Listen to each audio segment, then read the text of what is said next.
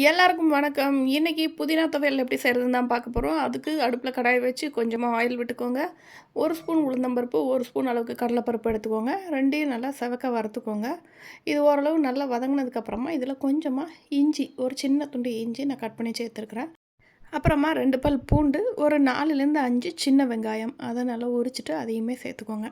சேர்த்து இது எல்லாத்தையும் நல்லா வதக்கி விட்டுட்டு, இதுக்கு தேவையான காரத்துக்கு நான் 3 பச்சை மிளகாய் மட்டும் சேர்த்துக்கிறேன். காரம் நீங்கள் இன்னும் கொஞ்சம் வேணும்னா கூட சேர்த்துக்கலாம். இதுவே எனக்கு நல்ல காரமாக இருக்கும்.